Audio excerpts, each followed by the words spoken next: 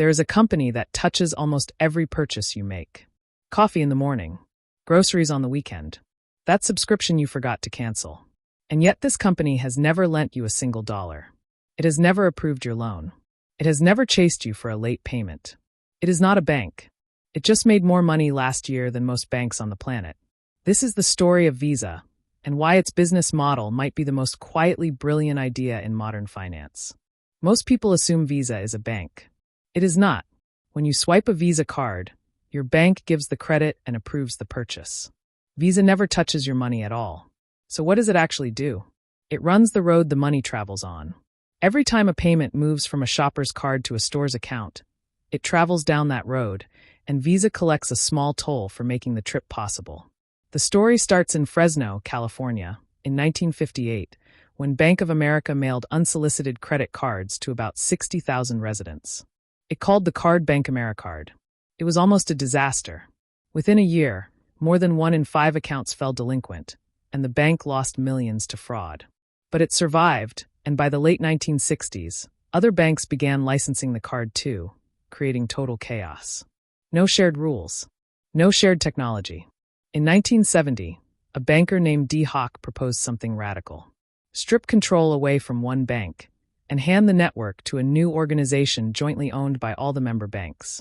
6 years later, that organization dropped the Bank AmeriCard name and became Visa, a word chosen because it meant the same thing in almost every language on Earth. Here's the key idea. Visa never became a bank. It became infrastructure. It built the electronic system, later known as VisaNet, that connects any Visa-issuing bank to any Visa-accepting merchant, anywhere in seconds.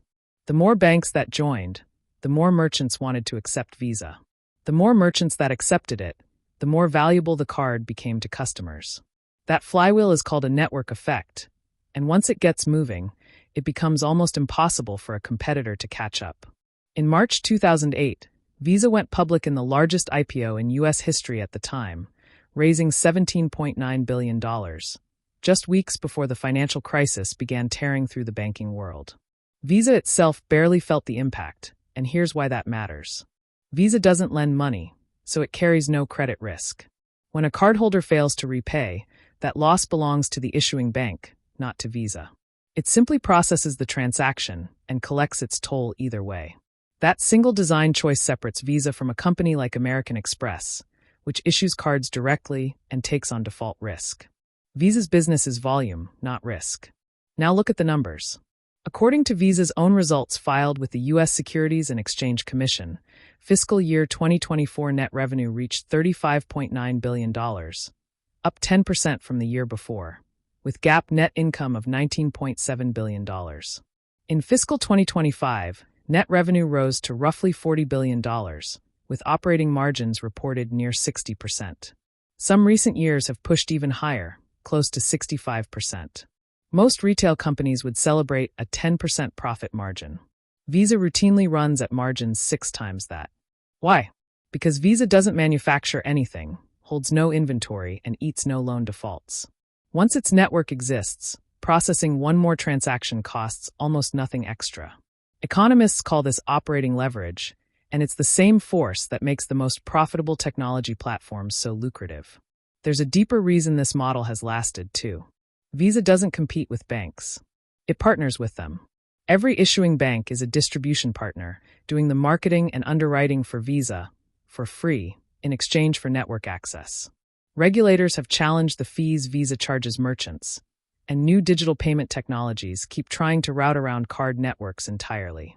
So far, none of it has meaningfully slowed Visa down, because the network only grows more valuable as digital payments expand worldwide. So what can you take from this? First, the most profitable businesses often aren't building the flashiest product. They're controlling the infrastructure everyone else depends on. Second, ask who actually holds the risk in any system you're evaluating, as an investor, an employee, or a founder. The one who avoids the risk while collecting the toll usually wins. Third, remember that network effects compound slowly and quietly. Visa took nearly 70 years to become unavoidable. The next time you tap your card without thinking twice, remember what just happened. A request traveled across a network built by a banker most people have never heard of, generating a profit margin most companies could only dream of. Visa never had to become a bank. It just had to become the road every bank needed to use. Key sources used: Visa Incorporated fiscal fourth quarter and full year 2024 financial results, filed with the U.S. Securities and Exchange Commission via Form 8-K, October 29, 2024. Visa Incorporated fiscal year 2024 annual report on Form 10-K, U.S. Securities and Exchange Commission. Encyclopedia Britannica Money, Visa Incorporated History, Bank Americard, IPO and Credit Card Innovation.